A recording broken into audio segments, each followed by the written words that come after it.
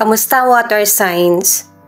Alamin natin ang kapalaran mo gamit itong tasa reading. Hindi masyadong makikita sa camera kaya ipapaliwanag ko na lang sa iyo.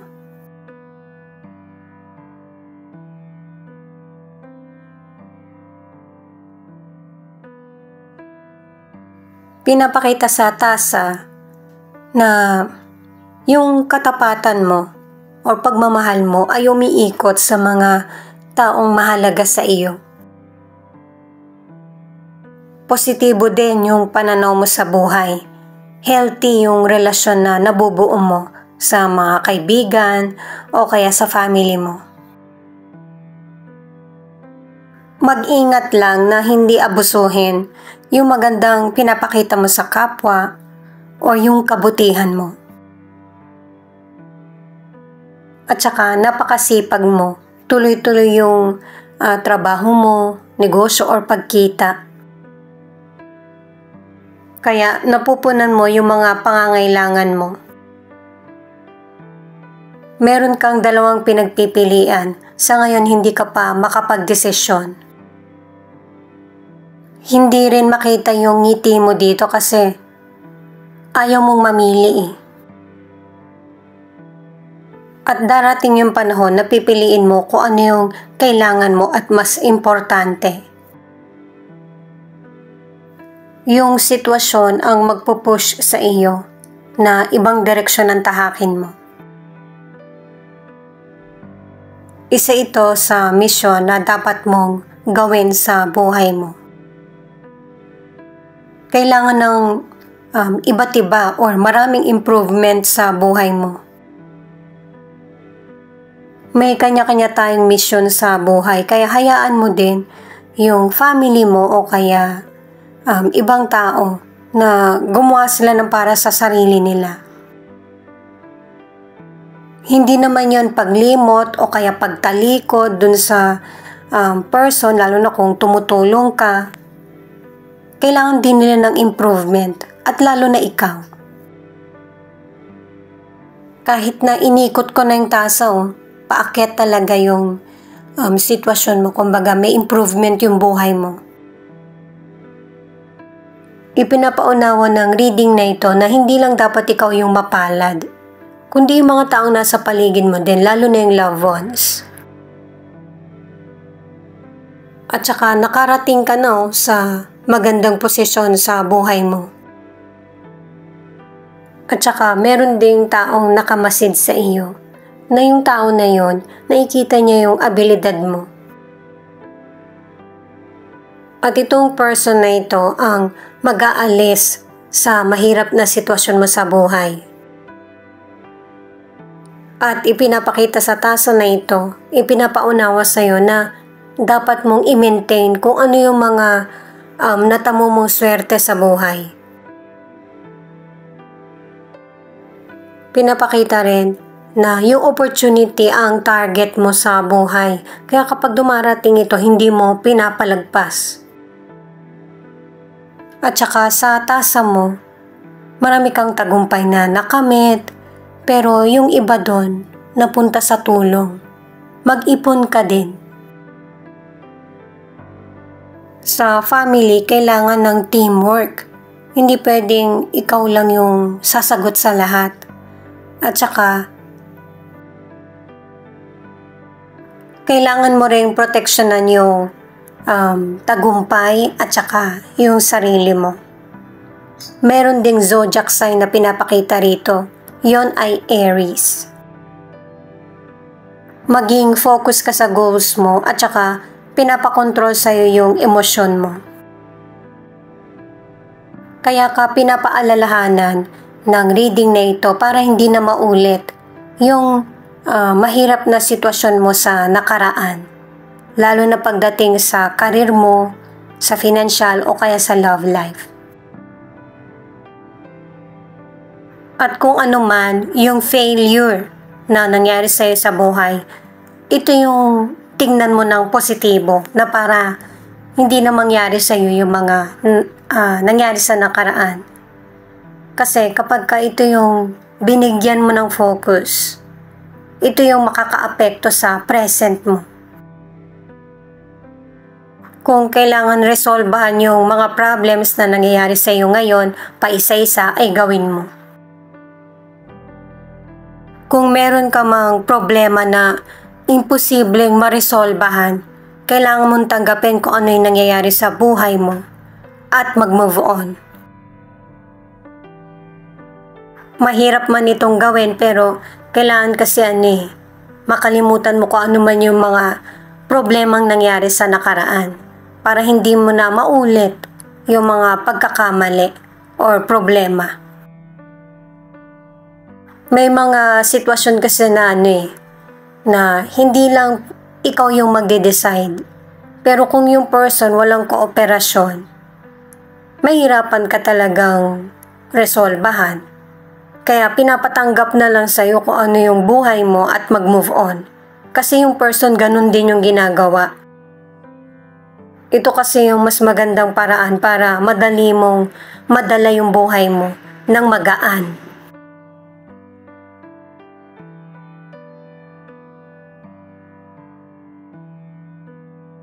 Itong card na ito ang nagsasabi na kailangan mong i-relax yung isip mo para magkaroon ka ng idea na masolusyonan yung problems mo.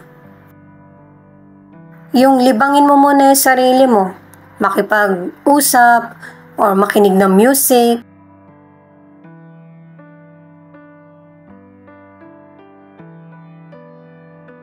Itong card naman na ito ang nagsasabi na magkakaroon ng emotional healing. Importante yung magkaroon ka ng self-love at saka self-care. Kung hindi mapuna ng person yung mga kailangan mo or makapagpapasaya sa'yo, ikaw yung magdesisyon para sa sarili mo. At saka hindi naman bad yung intention mo Puro nga sa ikakabuti ng kapwa mo. Minsan nga hindi mo na naintindi yung sarili mo Sa tasa reading man or dito sa mystical card, yung bang pareho lang yung sinasabi na bigyan mo ng atensyon yung sarili mo. Alamin pa natin yung ibang detalye gamit naman ng tarot cards. Paalala para sa mga bagong viewers na ang reading na ito ay timeless reading, general reading at guide po lamang, kaya hindi magre-resonate sa lahat. Kunin mo lang yung akma sa sitwasyon mo at kung kailan mo ito napanood, yon ang start ng 1 week reading para sa iyo. Ikaw na bahala magpalit kung si person mo ito o ikaw. At saka sa reading mo na ito, punong-puno ka ng emosyon, pagmamahal, concern, i-balanse mo lang. At saka hayaan mo din na matuto yung kapwa mo sa iyo. The Lovers, 8 of Pentacles, at 10 of Wands. Ipinapahiwatig sa mga cards na ito na gusto mo yung mga ginagawa mo. Yung pagtulong, ang karir mo, or ang negosyo.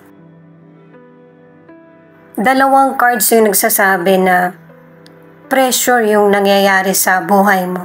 Kasi ang dami mong obligasyon. Maganda naman yung mga nagiging resulta sa karir mo o kaya sa negosyo. Pero nakaka-stress ito. Para hindi mo maramdaman yung pressure or stress, katulad ng sinabi sa tasa, kailangan ng teamwork. Yung hindi lang ikaw yung dapat kumikilos. Sa tasa reading at saka dito sa mga cards na ito, pareho lang din yung sinasabi na yung problema mo, problema mo. Yung problema nila, problema mo din. Aalalay ka sa taong nangangailangan ng tulong mo, pero hayaan mo din silang mag-isip at saka mag-grow. Sa career o negosyo, kailangan ng teamwork. Kung kasosyo mo man yung person mo or ibang tao yung kasama mo sa trabaho or negosyo.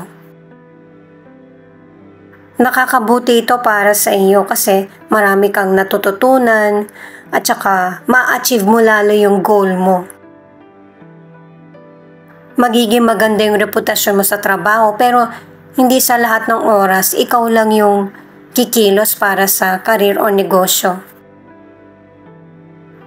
Kaya sinasabing kailangan ng teamwork para hindi maapektuhan yung emosyon mo at hindi magkaroon ng kapaguran. Sa mga nasa relationship, ang ilan sa inyo, lahat ng pagmamahal at pag-aalaga ibinigay mo sa person mo, pero hindi niya to masuklian. Kasi ang tingin mo yung relasyon nyo, hindi na relasyon kundi obligasyon. Para sa ilang single, gusto mo yung nangyayari sa inyo ng potential person na kinikilala mo siya, masaya yung time nyo together, pero napalitan yung excitement ng kapaguran dahil na rin sa busy ka sa trabaho mo.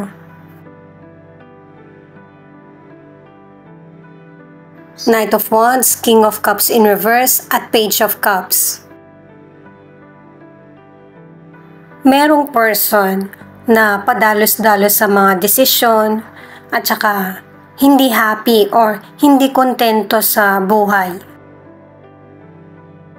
At saka itong person na to marami siyang maling gawain or mga desisyon. At kung ganito yung person mo, huwag mong hayaan na mabulag ka ng pagmamahal mo sa kanya or dahil importante siya sa iyo.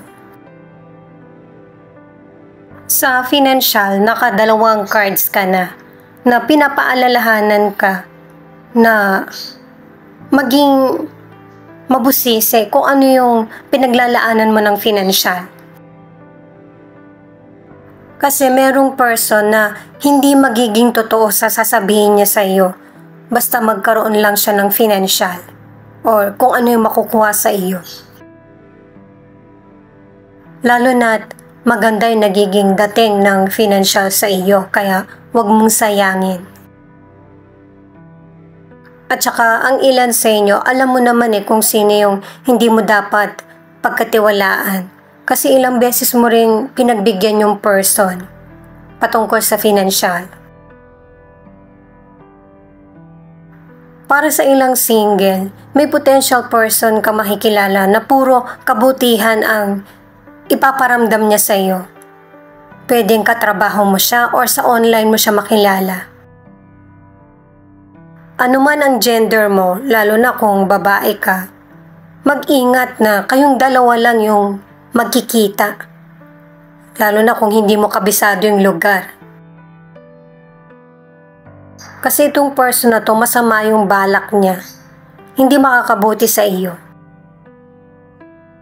Trauma yung magiging dala ng pagkikita nyo. Sa mga nasa relationship, committed ka at saka loyal ka sa person mo. At nakadalawang cards ka na hindi na ibabalik yung pagpapahalaga o pagpapakita mo ng importansya sa person mo. Nakatatlong words ka na para sa pagkontrol ng emosyon. Kasi kailangan mong resolbahan kung ano ba yung kaguluhan na nangyayari sa relasyon nyo. At saka, meron ding person na cheater, mapanakit, at saka bayolente. Ang ilan sa inyo hindi mo nililet go yung person mo kasi umaasa ka na magbabago siya. Mahal mo yung person pero wag mo lahat ibuhos ang emosyon mo. Magtira ka ng respeto para sa sarili. Kasi kahit dito sa mga cards, inaalala na hindi maabuso yung kabutihan mo. Ano man ang estado ng buhay mo, ang dapat mong tanggapin ay yung deserve mo.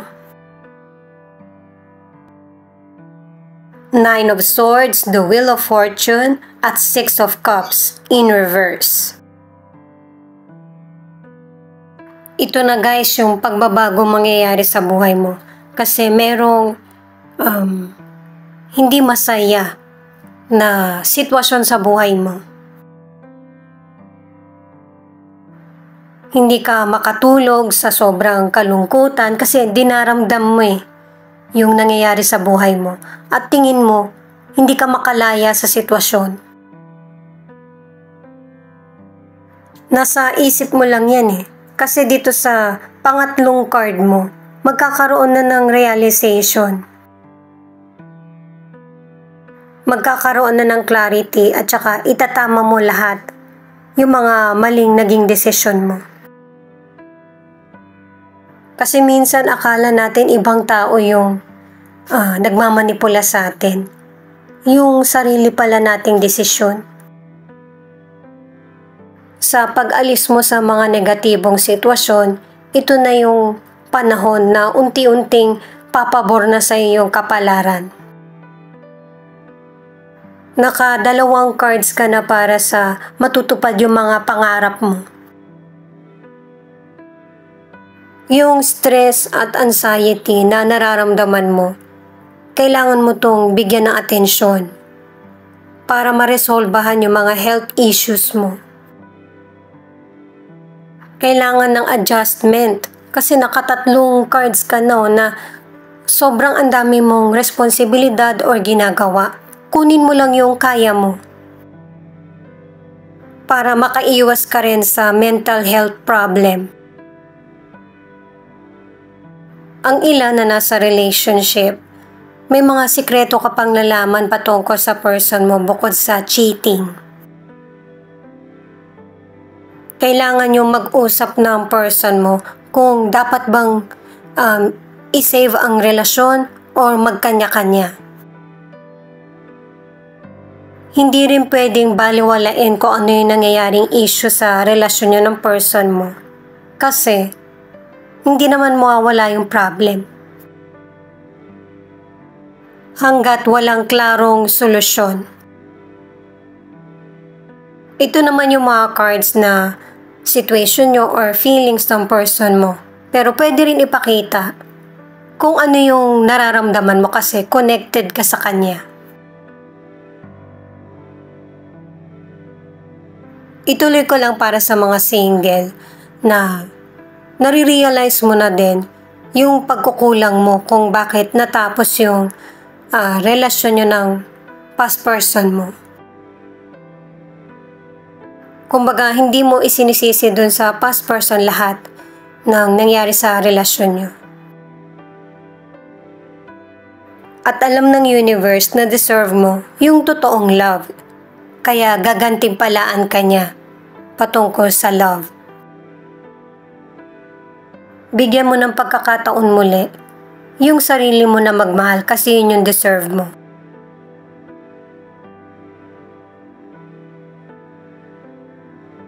Katulad ng pinakita kanina, hindi ka magkaroon ng sarili mong desisyon.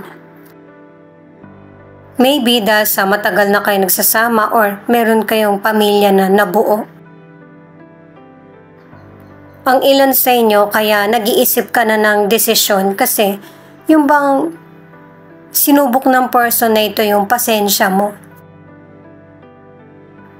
Marami ka rin kasing pagkakataon na ibinigay sa person. Kaya ito yung nangyayari sa'yo kasi mas nangingibabaw yung emosyon mo. Natatabunan yung mga karapat-dapat na desisyon. Ayan kahit dito, pinapakita yung kabutihan mo. Pinapatawad mo talaga yung person mo at hindi rin niya mawari kung bakit ito yung ginagawa mo sa kanya. Pareho na kayo nagtatanong sa sarili, kung iiwan ba ako ng person ko? Kahit na ganito ako. Alam din kasi ng person mo na hindi siya karapat-dapat na pagkatiwalaan. Nagtataka din siya kung ano yung nakita mo sa kanya. At patuloy mo siyang pinagbibigyan. Di ba nga sa unang card hindi ka makapagdesisyon? Pinapakita pa rin dito yung pag-uugali ng person mo. dahil sa mga negative issues at saka yung pagkakaiba nyo rin ng plano ng person mo. Pareho nyo hindi makita kung ano ba yung itatakbo ng relasyon nyo. Malinaw sa reading na ito na inaalis ka sa negative na sitwasyon para makamove forward ka sa buhay mo. Pero ang ilan sa inyo, hindi ka kaagad makakapag-desisyon, pero okay lang yan. Kasi lahat naman tayo may timing kung hanggang saan yung limitasyon natin, kung hanggang saan yung makakaya natin. Katulad ng sinabi kanina, yung sitwasyon ang magpupush sa iyo na magdesisyon. At saka na kailangan tanggapin kung ano yung nangyayari sa buhay mo para makamove on ka. Ito naman yung final card. The Sun in Reverse. Pangatlong card mo na ito na hindi ka pa ready na makamove on. Kahit na ready na yung next chapter ng buhay mo, may mga sumasagi pa na negatibong kaisipan. May posibilidad na person mo ito na ayaw magbago, gustong ipagpatuloy kung ano yung nakagawian kahit mali. Kailangan mong unawain na hindi lahat ng tao or kahit ang person mo mafo-focus ang atensyon lang sa iyo. Kailangan mo ding maunawaan na lahat tayo merong paghihirap na dinaranas sa buhay. Kaya maging mabuti sa kapwa, lalo na't merong person na nakakaunawa sa iyo. Bihira yun, kaya pahalagahan mo. Ito naman yung ilan sa zodiac sign na nangunguna sa reading na ito.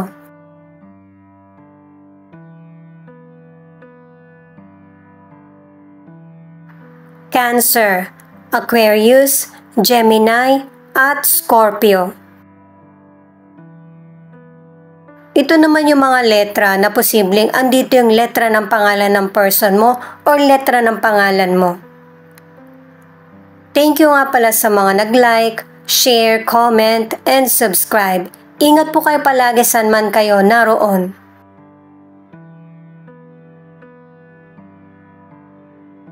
S, L, D, E, D, V, X, F, I, B, Z, N, U.